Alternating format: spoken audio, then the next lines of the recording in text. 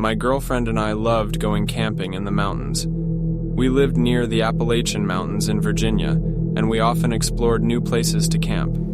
These trips helped us relax after our busy work weeks. One Saturday morning, we decided to hike a small 3-mile trail to a secluded campsite on a flat part of the mountain. Although we hadn't been to this specific spot before, it had many good reviews on Google, so we figured it was a popular destination. We packed our camping gear and set off, but as we got closer, it started to rain. Rain in the mountains was common, so we continued without turning back. At the trailhead, we noticed another car parked nearby. We were a bit surprised that there weren't more people given the trail's popularity. What caught our attention was that the car's passenger door was slightly open. We looked around for the owner but found no one, so I closed it, thinking they'd left it open by accident. The rain didn't bother us much, and we began our hike. It took us about 2 hours to reach the campsite, which was uphill most of the way. When we arrived, we noticed a small tent set up in the middle of the flat area. It looked like it could only fit one person. We assumed someone was inside to escape the rain, so we set up our tent in a corner of the campsite. Inside our tent, we ate, dried our wet gear, and listened to the rain outside. After a while, we heard voices. The rain made it hard to hear, but I unzipped the tent to see 2 men kneeling a few feet away, smiling as they introduced themselves. They claimed to have been there for a few days, staying in the small tent in the middle of the campsite. Something about their demeanor seemed strange, and they didn't look like typical campers. They wore regular clothes, not hiking gear, and their small tent couldn't accommodate 2 adults comfortably. We decided to keep an eye on them, leaving our tent's zipper partially open. An hour passed without anything unusual happening. It was dark by then, so we prepared for sleep. I zipped up the tent and lay down. I must have dozed off quickly because I didn't remember much after lying down. However, I woke up a few hours later, needing to use the bathroom. Since it was still raining, I put on my rain poncho and headed behind a tree a few feet from our tent. I heard voices through the rain, but it was hard to tell where they were coming from. I scanned the area but couldn't see anyone. I glanced at the small tent in the middle and noticed the front zipper was open. It looked empty. This puzzled me because the 2 men had claimed they were staying there for the night. I rushed back to our tent, waking up my girlfriend to share the unsettling discovery. As we discussed what to do, we heard voices coming from behind our tent. Fear took over, and we decided that staying inside the tent was no longer safe. I urged my girlfriend to pack quickly, ready to leave if necessary. I grabbed a small pocket knife and ventured out, scanning the dark surroundings. To my horror, I spotted the 2 men standing a few feet from our tent. Their expressions were emotionless, and they didn't move. It was clear they were not scared of me. I knew instantly that something terrible was about to happen. I yelled at my girlfriend to run toward the trail back down the mountain. We sprinted for what felt like an eternity, slowing down only when we felt safer. Eventually, we reached our car, parked next to the other vehicle with its passenger door open again. We wasted no time and drove to the nearest gas station where we called the police. They arrived shortly, and we recounted our terrifying encounter.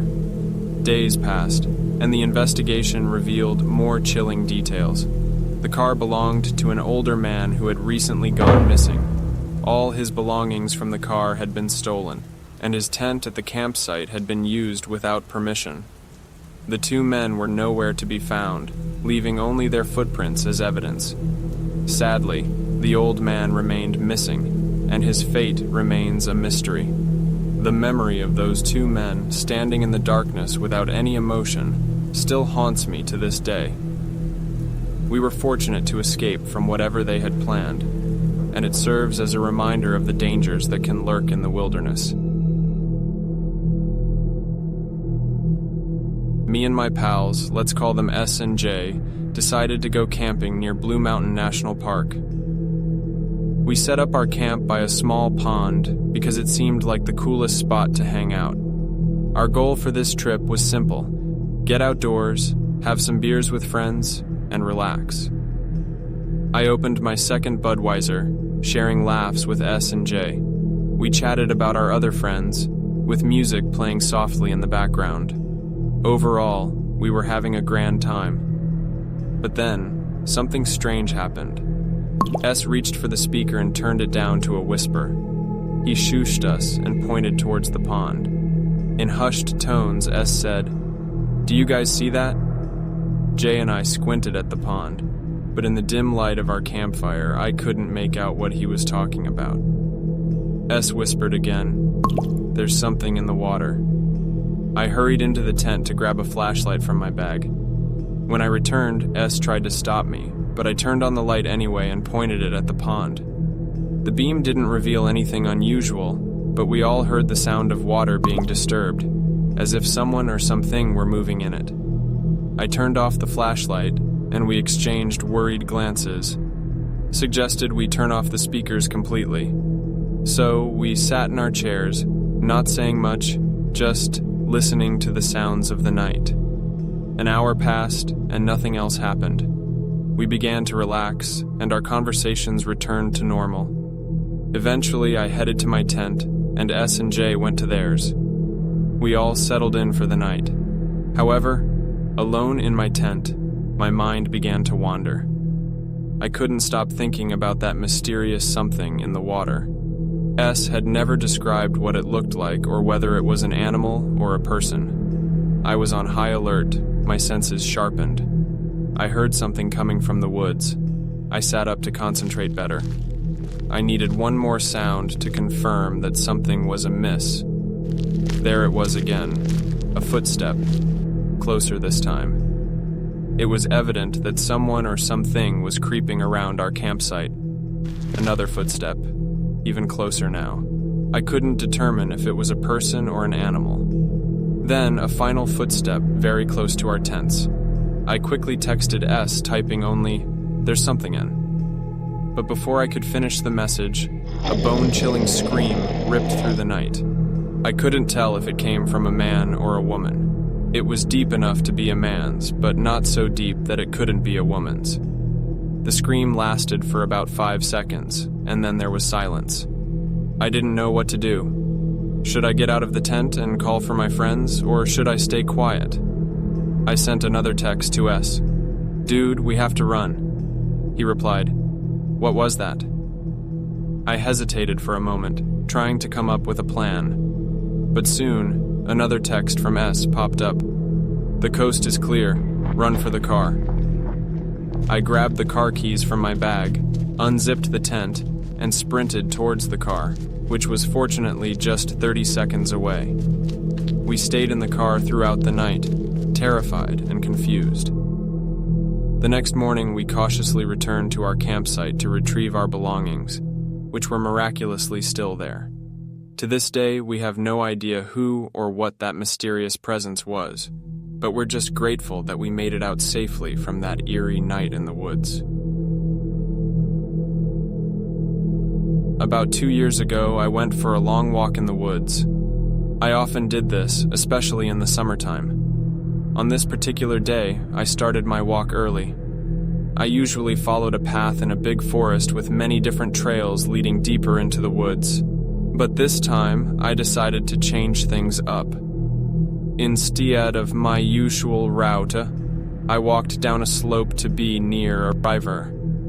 You could hear the river, but it was hidden from view down there. This area was much quieter than the other paths. I had been walking for about 3 hours. I had my bag with a book, food, drinks, and a first aid kit. I had ventured far and was still exploring the area. However, I couldn't shake the uneasy feeling that had crept over me. I tried to ignore it, but it became strong and made me look behind me constantly. This feeling was making me tense. Normally, I loved being outdoors in nature, but this was different. As I delved deeper into the woods, the solitude began to feel eerie. I thought I was just scaring myself, so I tried not to let it get to me. That's when something strange happened. A person wearing a cloak and gloves suddenly ran out in front of me. I jumped in surprise and felt extremely alarmed. The person had a mask on, like a crow's mask, similar to those worn by plague doctors. My first instinct was to run, but for some reason, I wanted to act like I wasn't scared. So, I awkwardly said, "Okay, good one. I'll be on my way now." The figure didn't respond. Instead, it tilted its head as I walked around it and continued down the path. It just stood there, watching me. I was really creeped out by this point.